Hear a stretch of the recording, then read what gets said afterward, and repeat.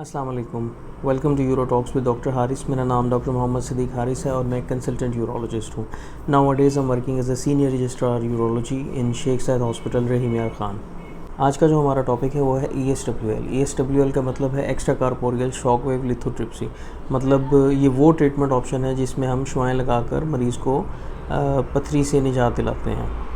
आज हम इस वीडियो में जानेंगे कि इस प्रोसीजर को कैसे किया जाता है, इसके इंडिकेशंस क्या क्या है, मतलब किन मरीज़ों में किया जाता है और किन किन पेशेंट के अंदर ये ज़्यादा मुफीद साबित हो सकता है और इसके फ़वाइद और नुकसानात क्या क्या हो सकते हैं। जैसे कि मैंने आपको बताया कि ESWL ये एक ऐसा तरीका है जिसके अंदर ना कोई कट लगता है और ना ही कोई ऑपरेशन होता है और मरीज़ का जो है वो स्टोन जो है वो ब्रेक हो सकता है। सबसे पहले ये जान लेते हैं कि ESWL वाली मशीन जो है वो किस तरह की होती है। ये मशीन बेसिकली एक्सरे से मिलती जुलती होती है और उसके साथ एक बेड अटैच होता है जिस पे पेशेंट लेटता है और उसको शुआएँ लगाई जाती हैं।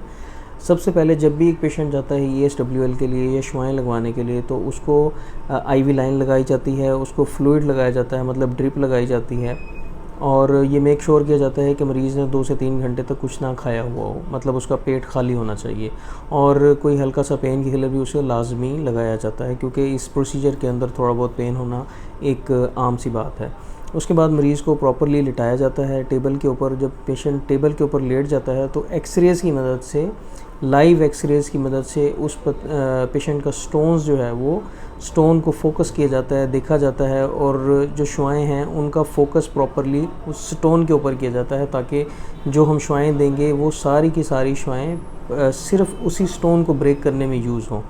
जब स्टोन लोकलाइज हो जाता है तो उसके बाद मशीन ऑन कर दी जाती है और तकरीबन कुछ टाइम पीरियड के अंदर ही ऑलमोस्ट 3000 शॉक वेव्स जो हैं वो पेशेंट को दी जाती हैं जिसकी मदद से जो स्टोन है वो प्रॉपरली ब्रेक हो जाता है। कुछ पेशेंट्स ऐसे होते हैं या कुछ स्टोन्स ऐसे होते हैं जो मैं आगे भी डिस्कस करूँगा, उनके अंदर एक से ज़्यादा सेशन की भी ज़रूरत पड़ सकती है। ये कुछ पेशेंट्स के अंदर ESWL के बाद स्टेंट की भी ज़रूरत पड़ सकती है और इसके अलावा जब भी ESWL कंप्लीट हो जाती है तो आपको डिस्चार्ज करने से पहले प्रॉपरली आपके वाइटल्स को चेक किया जाता है, मतलब ब्लड प्रेशर और सारी अच्छी तरह चेकअप किया जाता है और हो सकता है आपको कुछ दिन के लिए एंटीबायोटिक्स एडवाइस किए जाएं और पेन किलर एडवाइस किए जाएं। इसके अलावा आपको एडवाइस की जाती है कि पानी का इस्तेमाल आपने ज़्यादा रखना है ताकि जो स्टोन है वो रिकरेंस भी ना हो और जो स्टोन है वो इजीली पास भी हो सके। शुआएँ किन मरीज़ को लगवानी चाहिए या किन मरीज़ के लिए हम कहते हैं कि आपने शुआएँ लगवानी है?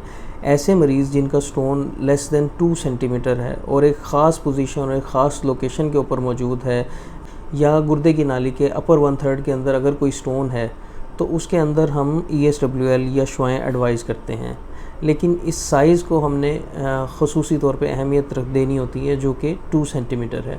अगर इससे बड़ा स्टोन होगा तो वो एडवाइजेबल नहीं है ESWL कराने के लिए, क्योंकि ESWL का सबसे बड़ा फ़ायदा ये है कि इसमें ना कोई कट लगता है, ना ही चीरा लगता है और पेशेंट को मिनिमल कॉम्प्लिकेशंस के साथ जो है ट्रीटमेंट हम दे सकते हैं और मरीज़ जो है बहुत जल्दी जो है सेहतयाब हो जाता है।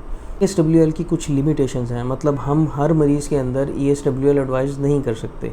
कुछ ऐसे स्टोन्स जिनको हम CT स्कैन पे देखते हैं तो साथ में उनकी डेंसिटी भी देखते हैं कि कितने ज़्यादा डेंस हैं, इनमें कैल्शियम का कंपोनेंट कितना ज़्यादा है।